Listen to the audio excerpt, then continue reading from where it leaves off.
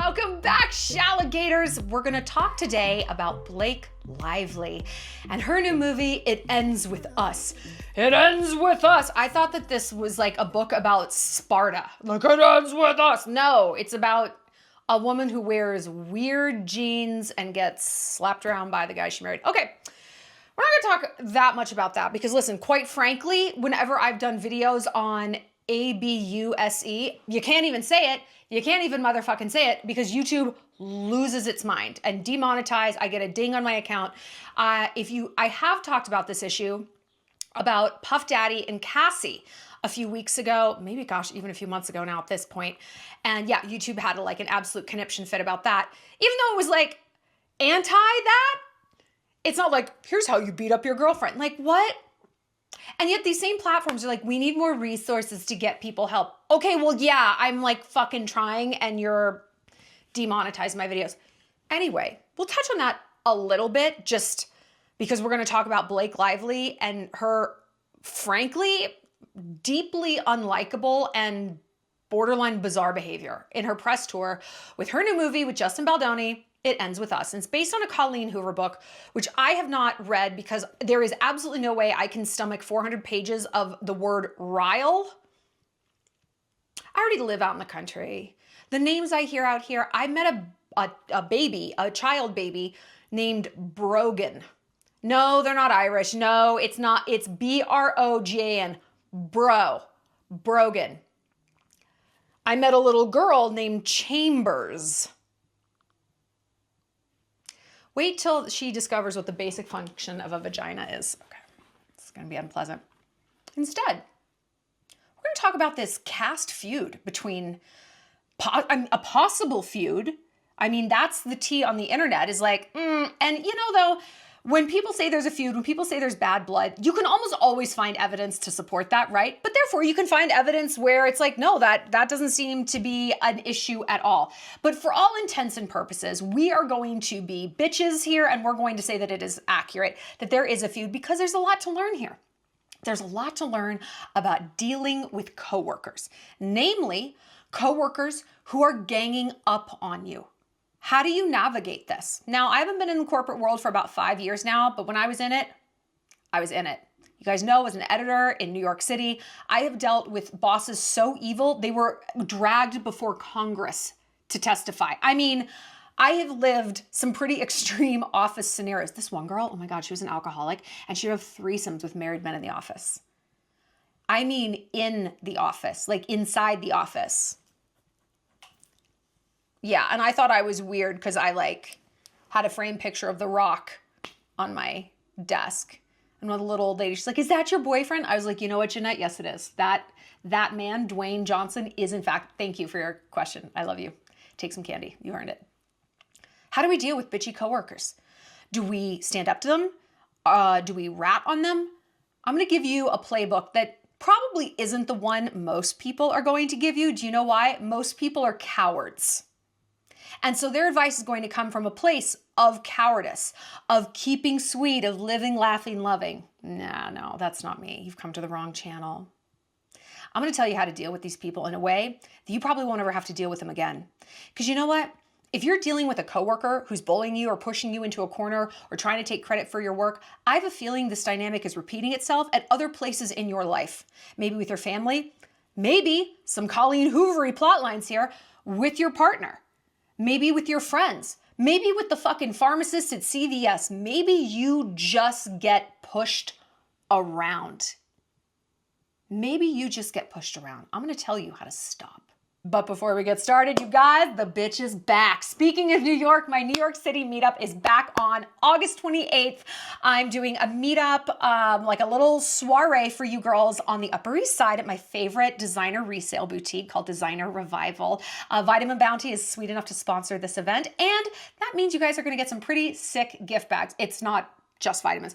The gift bags are worth, I think, like $200. They're worth over $200. They've got some amazing things in there. We're gonna have cocktails, some canapés, some conversation. I'm gonna do a live Q&A. There's some raffle prizes. And most importantly, you guys get to come together and connect as alpha females. Living in the city, it's busy. There's not a lot of time and energy to like get together and make bestie friends. And if you don't have friends in some place like New York, life can be really difficult and borderline grotesque. So you need and deserve some amazing friends. So if you live in the tri-state area, come on in. It's going to be a fantastic night. Everyone just like jumps right in, like right into like deep convo. Almost everyone comes solo. Don't feel like you need like a clique of girls to roll in with. I'm going to be there. We're going to talk it out. Photos, videos, everything. Okay. Tickets are down below. Yeah, they're selling out. This event will sell out. So don't forget to get your ticket. And I can't wait to see you guys. And if you want to make friends and you're not in the New York City area, join us in the Shallontourage. It's our meetup on the internet. You get 5 bonus videos a week from me. I do big deep dives. I was talking about the guy I was dating, crying a little bit. I do a lot of casual crying, but we get like deep on issues. We get deep on evil and strategy, slutty things, fuck boys, wisdom, mindset practices, and there's 24 different group chats. So you can meet and connect with girls all over the place, get advice. You know, again, we deserve amazing friends. You deserve great friends, okay? Just because you've had bad experiences IRL doesn't mean that you deserve them, and it doesn't mean that that's the end of the line. Speaking of Blake. Like Blake lives in our mind as just like Dream Girl 5000 because of Serena Vanderwoodson. But this time around, I don't know. I feel like we're seeing kind of a different side to her that's kind of mean girl, kind of bitchy and flippant. And she's been off the scene for a while because she's been basically barefoot and pregnant with 4 kids. And so part of me wonders if she is like kind of trying to overcorrect and overexert her independence and her identity as a woman outside of the house. I see that a lot with moms that I know. They'll try to alpha me. Like when we'll go to brunch, they're like bossing me around and I'm like, hey, enough. Don't, and I've had to say, I was like, I'm actually not a 4-year-old. I can decide what I want for myself. No, if it's too much food, I can take it home. Thank you. And I don't know if it's like they're trying to exert their dominance and their will because at home they're just run by their kids, or maybe it's the opposite. Maybe they're so used to being a tyrant in the home that they forget. It's like, actually, I'm not your child.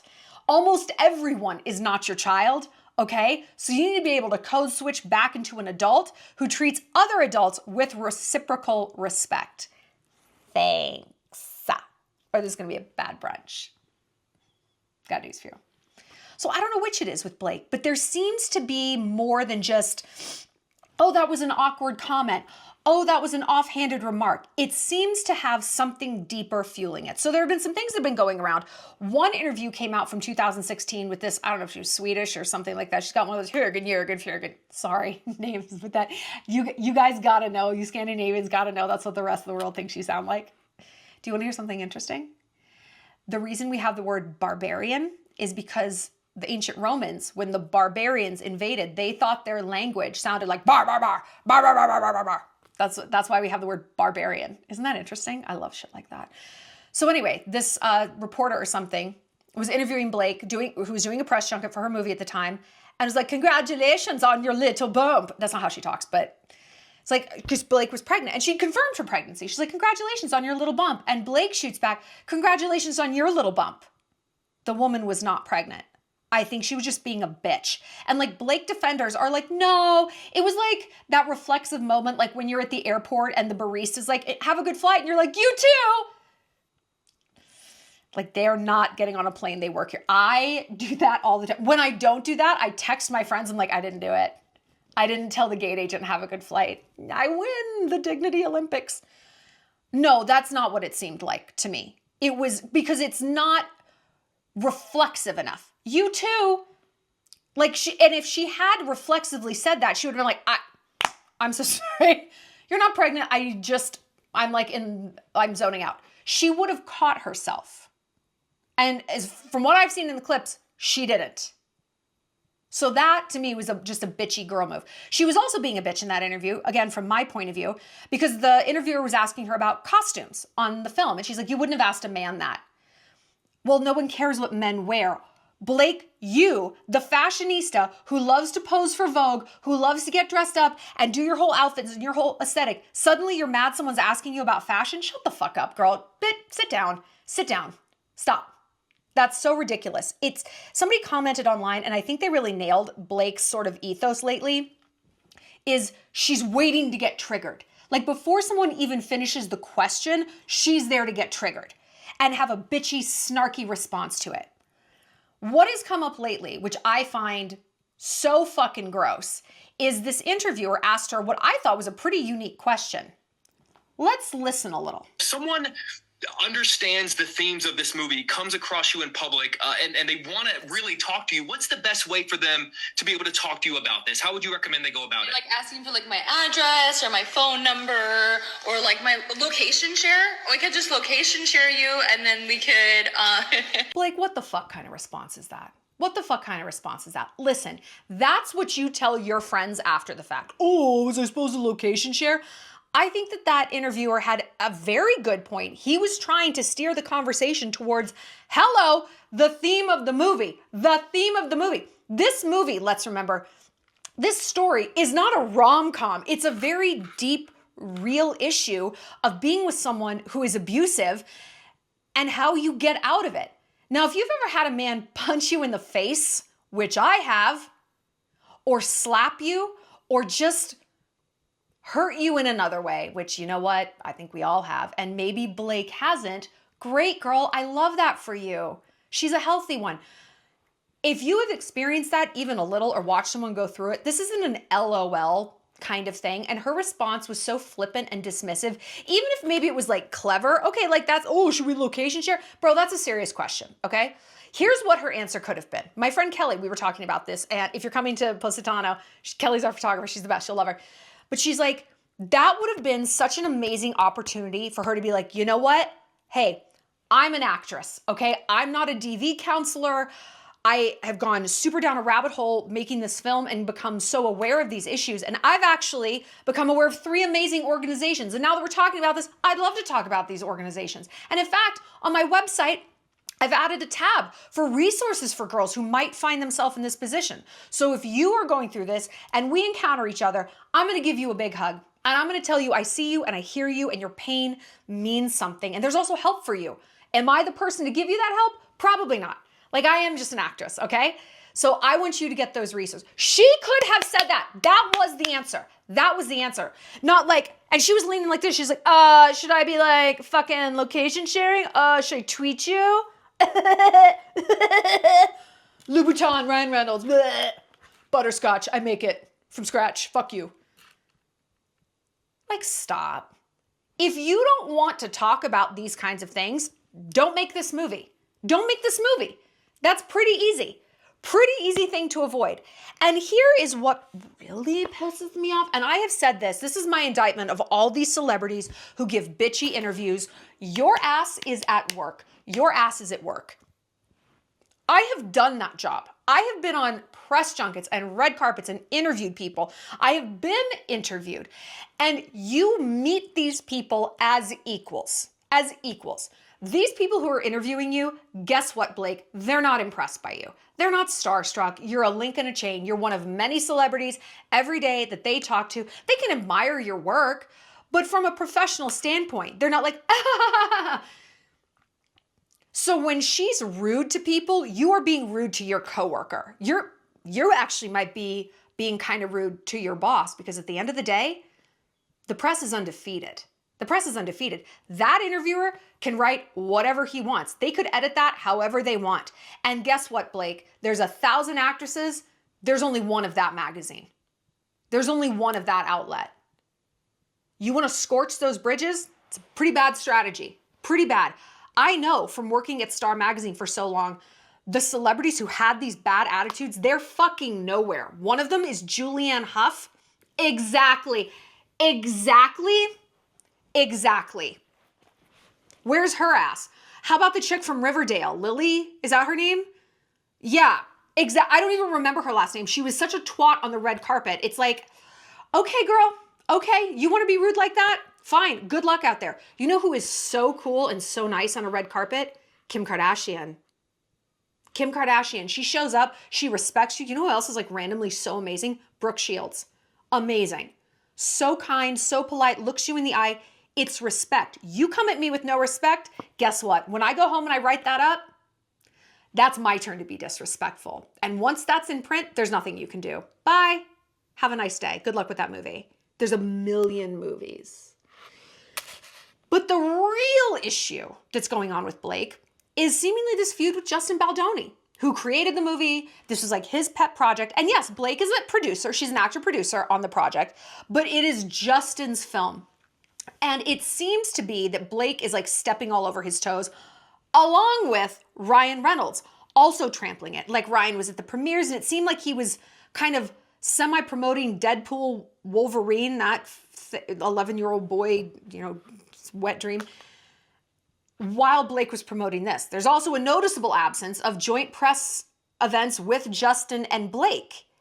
And there's also some weird absences of the rest of the cast mentioning Justin by name. Like Jenny Slate was asked about Justin, like, oh, do you think it was something about like him acting and directing? And she answered the question, but she like wouldn't say his name, and Blake won't say his name, and he's not involved in a lot of cast promotional events. And people are like, without Justin, there is no cast. Like there's no movie. Like it's weird. It's kind of weird. She doesn't follow him. He follows her. I never put too much stock in that, but maybe I should. Maybe I should. And it just kind of seems like Blake is trying to crowd this director out of his own project. But we know what this is like. You have experienced the Justin. You have experienced the Shallon, where it's like, I'm sorry, you have no involvement in this. Or maybe the involvement you have, okay, is valid, but I gave you an inch, you're taking a mile. So I don't understand what I'm supposed to do here. You're taking credit for my project, for my accomplishments. You have inserted yourself somehow into my life in a way that is very inappropriate. Very inappropriate. Now, there's a whole other video topic to be had about this is why we must be very autonomous, healthy, self-aware people. Because when we're not, when we're fingering everyone in our life, that sounds weird, I'm sorry. I'm sorry. I don't know why I did that gesture. I'm so sorry. When we're mining other people constantly for their opinion, well, look at this text. Well, what should I write? Because basically we can't trust ourselves. We can't trust our own intuition. We can't trust our own inner compass. We do make people a board of director. We are selling them stock in our life. And guess what? Shareholders have a lot of power. There's a separate thing to be said there. That's a whole separate thing. But let's say that that's not it. Let's say that no, they're just horning in on my fucking territory. Or let's pull back even more and look at coworkers. Maybe coworkers who are trying to bully you, who are trying to gang up on you, trying to get you to do their work. Whatever brand of bullshit they're bringing to your table, what do you do with someone like this? How do you repel borders? Well, I'm a student of history and I'm a student of war, and almost everything comes down to walls, to borders, real or imagined. And there's a saying like, high fences make for good neighbors, or tall hedges make for good neighbors. It's like you will get along way better with people when there are boundaries, when everyone knows their place and everyone knows when they've crossed a line. It is a tidy categorization system. As we as human beings, we love our risk machine, we love our brain, always trying to predict outcomes. Well, it's a lot easier to predict an outcome if you know exactly where a fence line is. It's the same for emotions. If my fence line, my emotional fence line is here, you do X and cross that fence, the result is Y. The result is this. Not sometimes, not maybe, 100 times out of 100. You try to get through my front door when my alarm is on, 100 times out of 100, you're going to regret that. It's going to go very bad for you. Not sometimes, all the time. Is our life armed like that? And it's not about like being spiky and warlike. It's actually handy for everyone in our life. Do you ever have people in your life and you don't know their boundaries, and that's because they don't know them, but then they decide after the fact that you've offended them or you've breached a boundary or you're using them and you're like, what? Then why did you say yes? Why did you say you could drive me to the airport if you were going to get so pissed about it for the next 3 weeks? Like, I could have taken an Uber. Like, when you're dealing with someone who doesn't know where their fence line is, they're intolerable because they're trying to build a fence like retroactively or in real time. They are only aware after something has already hurt them. That's how a fool acts. You're a wise person. You can forecast ahead and say, what's going to upset me? How can I set a boundary for this? But listen, this isn't a video about fences. It's a video about what to do when you're already in the middle of this shit. But that's why I'm saying it to you.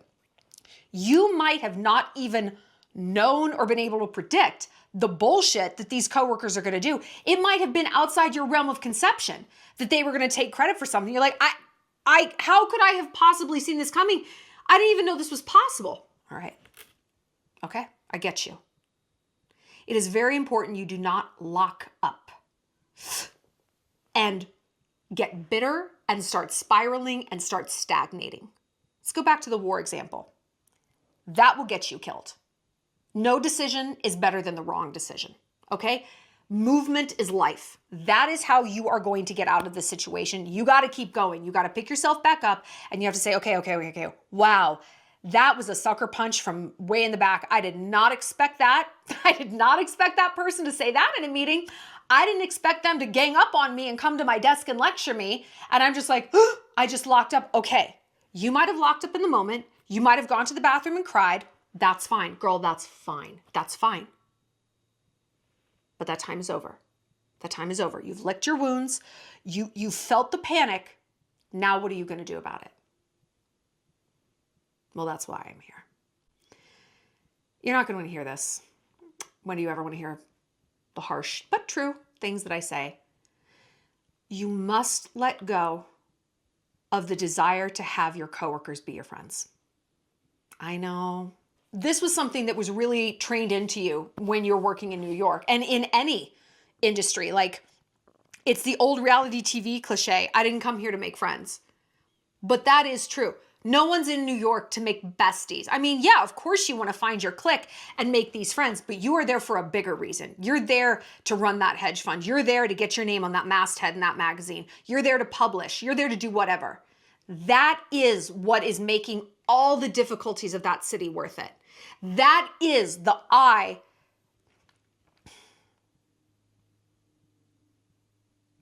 That is the prize that your eye is on. Make no mistake about that. And the people who have it the roughest in New York, the ones who I saw just have the hardest time, are the ones who did not get that. The ones whose priorities were split. I had an amazing group of friends and I had amazing careers. They were not one and the same, okay? If you are still laboring under the assumption / I'm going to just say maybe delusion that these people at your office are either they are currently your friends or they're supposed to be your friends, this is going to be a lot harder for you. This is the first thing you have to grieve, okay? You have to get comfortable with people not liking you. And that's why I'm like almost kind of thankful for like getting canceled or having like people hate me locally because I'm like an influencer and outsider. It's like, well, fuck you. Now I can move through life in a more streamlined way because I have seen the worst of it. I have seen truly the monster under the bed when, oh my God, people aren't going to like me. I know, I'm here. I am in that rock bottom. I've seen it. And hey, I'm still here. Everything's great, actually. And in fact, I mean, things might be better because now I know who is not a real one. Now I know who is not for me. The friend I was just talking about, it has been a brutal year watching her betray me behind the scenes. She thinks I don't know over and over and over again. But there's a satisfaction, I guess you can say, to it because you now can see the truth. There's no more gaslighting. I guess that's what it is. I am no longer gaslighting myself that she's my friend. She will not be able to gaslight me anymore either. And yeah, it's brutal. It's ugly to have to see that about people. Like, wow, you were never my friend. No, sweetheart, they weren't. They were at work to make money, which is exactly what you should have been doing. You're there for the bag. Never forget that. Never forget that. If you happen to become friends with people, great. That's not the primary goal here. So, all right. You're going to grieve that. You're going to feel it. You're going to shore up your relationships with other people. If you live in New York, you're going to come to my event. You're going to meet your actual friends, okay? And if not, you're going to join the Shallon Entourage. You're going to meet your friends there. Because I want you to have these friends, even if they're on the internet, so that you feel empowered to stand up for yourself. It's like, I don't fucking need you. I got the girls I got this Shallon Entourage. I've got this Shallon Entourage. Fuck you. I'm going to stand up for myself. If you feel desperate, you're not going to do that. And people who are bullies, people who are predators, that's what they want. So you have to beware of narcissists maybe in your workplace who want you to think of themselves as your friend. No, who want you to think of yourself as their friend. Yes, that's what I mean. Because then you're more in debt to them. You are less likely to see them for who they are and even less likely to call them out. But let's say that's not it. You're like, nope, I know that these people aren't my friend. I thought at best they were neutral. Turns out they're not. Or I did think they were. I've grieved it. I'm over it. What do I do now? Okay, now we're talking. Now we're talking. You're dealing with two kinds of people. They're going to fall into one of two categories: bullies and cowards, basically. Let's just simplify them down. If they're a bully, they are going after you because you seem weak. They're trying to take credit for your work because they don't think you're going to push back. They're going to make you do their work because you're not going to say no. They're demanding you check emails on a weekend because they know you're going to comply. I said before, I can be a bully. It's in me. I can see how bullies operate. I understand them. I understand their motives. I can predict what they're going to do next because it's what I would do. If I activated that side of me, that's what I would do. Like I've said before, I don't because it's gross. And I bully my friends into like doing good things for themselves. Like I get that itch out, like go for that promotion. Rah! It takes a thief to catch a thief. And I'm telling you, that's how they operate. And the more people give in to a bully, in their mind, they're like, okay, I'm just gonna, whatever, I'll just check my emails, whatever, I'll just do this thing, and then they'll leave me alone. That is the rhetoric inside your mind. And then they'll leave me alone. You could not be more wrong. You could not be more wrong. You, if anything, incentivize them. That is the easy place I go for an ego hit, for a power hit. I am a bully. I need like to get my wiggles out. I'm going to go straight to Molly's desk because I know she's going to give in. I'm not going to try to cultivate a new victim. I've already got an amazing victim. Why open up a new mine when I've got one that's just doing great right over here? Why have I talked about mining so much in this? I don't know. Yeah, they're not going to leave you alone. They're going to escalate. Doesn't that seem to be true? Yeah. So you're either dealing with a bully or you're dealing with a coward. You're dealing with a huge wuss. Cowards are going to try to get other people to gang up on you. Bully won't need to. So if you have like the little chick in HR, and she might want to be a bully, but she's not strong enough to just outright bully someone and push you around. So she's going to try to turn everyone against you. She's doing that either like a bully, she thinks that you're weak and that you could be easily manipulated, or very often, when people gang up on someone, it's because they think they're strong. It's because they think they're strong. No one above you is coming for you. Remember? Yeah. Now, bullies are maybe an exception to that because their pathology is coming from a completely different place. But you have the little HR bitch. She's getting her little people because there might be something about you that triggers her. Maybe she knows you're gunning for her position or that you could leapfrog over her to the corner office. So she's going to make sure she holds you down. She's going to make you look stupid in a meeting, take credit for your work, disenfranchise you from the rest of the office. That's what she's going to do. She's going to isolate you as much as possible. These are different scenarios, right? Very different types of people. And yet, the course of action is one thing and one thing only. Strength. Strength.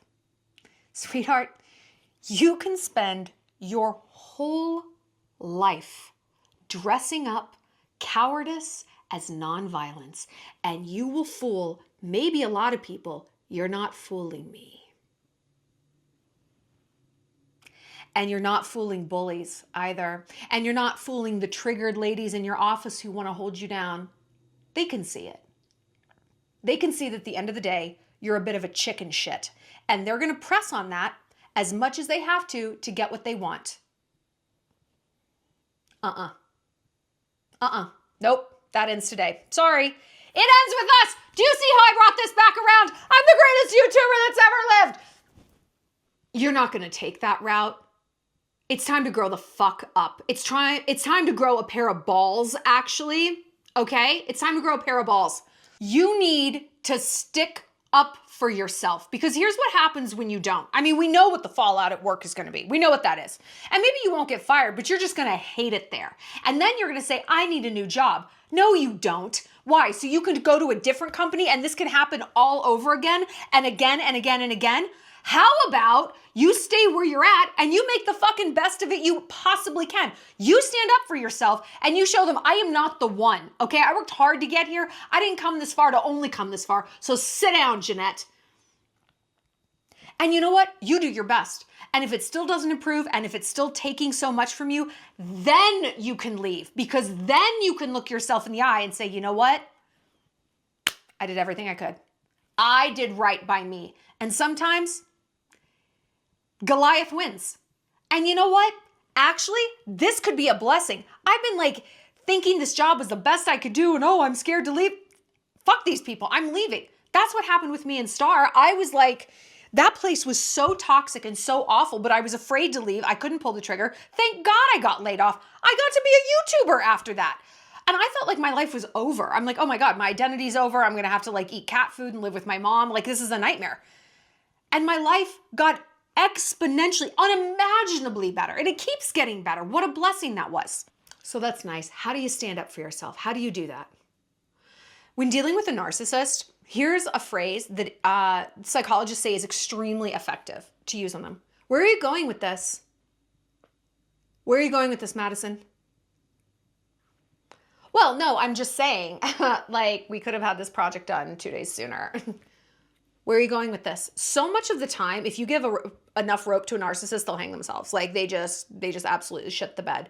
That's a very helpful thing. Like in a meeting, because it isn't confrontational, but it is. And you will watch them spin out. The more calm and collected you can be in the face of these people, the better. And I talked to one of you girls like last time on a video about like how to stand up for yourself. I don't even know what my last video was about. But she's like, I wish I had this video because I got confronted and like berated by a coworker and I just locked up and I'm so ashamed of myself. I'm like, no. To say nothing is actually perfect in the moment. Like you want to be like Chuck Bass. You're just sitting there watching and they're raging and they're spinning. You're like, okay. And you say nothing. You get a bitchy email, you take 24 hours to respond. You collect your thoughts. You come from a place of power and strength. You don't let them bully you into responding or reacting right now. You don't let them do that. Okay? You stand up for yourself. And listen, only you can know what that means. Only you are in your situation and know what's going to come down the pipeline in a meeting. And that is actually what you have to do next. You need to make a war map. Let me show you something.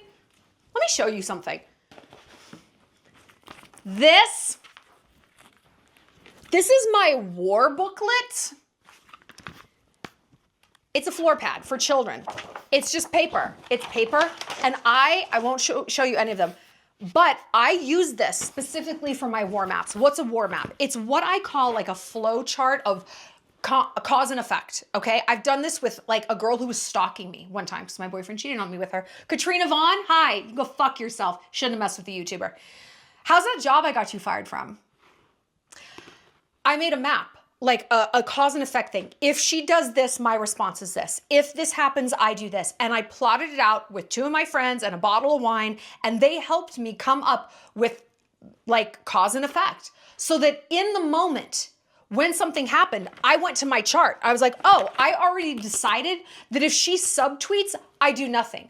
I already decided that if she comes to my neighborhood, I pop her in the face with a lead pipe. Like I came up with my plan for all the possible scenarios. And this is why you kind of do need other people, not your coworkers, but you might need a neutral party, like neutral to the situation, like one of your best friends, your sisters or something, to be like, help me plot out all the things that could happen from the minor to the absolute major. And I need you to help me decide what to do so that if and when it happens, I've already decided. And therefore you have a map. And so in the moment when you're like, wait a minute. I have this jaunty blue elephant to help me through this. Is that a mischievous monkey on the back? He doesn't take no shit. That guy maybe takes a little shit. He might. This one does not. Anyway. Sorry for using a bad word. You guys you swear all the time. you have a war map. Tip number 3, my last tip. Tattle. Yep, you tattle. You rat them out. There's a difference between tattling and ratting or snitching. I believe tattling is observing something that doesn't involve you, like you do not have a hand in creating. Snitching is like you're a snitch, like you are part of this gang and you're snitching on people. You have done the same thing, but you're throwing them under the bus. To tattle just means you are observing and reporting. And you know what? I am a tattletale and I'm fine with that because I love justice and I hate other people. So yes, I won't snitch. I ain't be snitching, but I will tattle. What does this mean? Okay, you're at work, right? You're trying to create a product or this or that, whatever. You're there for a reason. Someone is bullying you, pushing you around, ganging up on you. They are hindering your ability to get that product to market, whether that's a sandwich or a spaceship. Your job is to go to the boss and be like, hey, look, just to let you know, there's a lot of drama going on out there with Kim. She is getting, I'll spare you the dirty details, okay? But here is how it is hindering productivity. Here's how it's affecting your bottom line. Here's how it's gonna fuck up your budget at the end of this quarter. And here's how it's gonna get you in trouble. Notice the rhetoric that I used. I'm gonna spare you the dirty details. Bosses don't wanna hear, especially if they're a man, the little bitchy infighting. They don't wanna hear about it. They just tune out like, yeah, all right. What they wanna know is, how does this affect me? Why are you telling me this? That's what you're answering. Here is how this is affecting you. We're all gonna have to come in on the weekend, and I know you love your golf weekends. We're gonna have to come in because she is dragging her feet because she spends the majority of her day barking orders and blah, blah, blah, and people in other departments. So if this keeps up, I've done the math, we're all gonna be working Labor Day. If this keeps up, you're not gonna hit your quarterly numbers, and I have a feeling your bonus is tied to those numbers, huh? We keep this up, Mr. So-and-so who's above you, he's gonna blame you for the failure of this project because I know how much pressure you're under. I know you're trying to just keep everything together. It's gonna blow back on you. So here's what I'm asking. Take her off the project. Maybe not forever. Take her off for the next 2 months. Let us just get this done. Here's what I'm asking. Bring her in, neutralize her. Or you say, I don't know what the solution is. You're the boss. This is why they pay you the big bucks. You got to bend the knee, kiss the ring. You do. Okay? I don't know, but I know you can figure this out because listen, she's an annoyance to me. She could be very problematic to you. I don't think you deserve that. Okay? I think you're a good boss. None of us here deserve it. The product doesn't deserve it. The customers don't, whatever. And it's coming down to this one person. That's the problem. We're going to get sued. The health department's going to come. People are going to call. We're going to get canceled, whatever. You have to funnel down this slut's behavior to how it is going to affect your boss as an individual. And maybe it's nothing more than like, we're all going to start having to stay late because of this. He doesn't probably care about you or your product. You know, most people don't care about their jobs. That's even better. That's even better. Be like, listen, I know we're all just trying to like do our job, go home to our families, whatever it is. She is creating a real problem here and it's going to blow up. And then it's going to be all hands on deck for like months. What if that's not true? Who cares? Why? The truth. Do you think your enemies give a fuck about the truth? They don't. You know why? I'm an enemy. Not of you, but of a lot of people. And I can think like an enemy. Like I said, it takes a thief to catch a thief. I can get inside the minds of these people. The truth is like one weapon amongst many that they will employ if and when it's convenient. And honestly, usually in times like this, it isn't. Why are you pushing that girl around? They're like, I'm not. I don't know what you're talking about. They're not going to be like, well, I'm a bully and I have low self-esteem. That's how I get my self-esteem. They're not going to say that. They're not going to say that. They're not using the truth and you feel like you have to? That's ridiculous. Who are you, Harry Potter? This is stupid. Don't do that.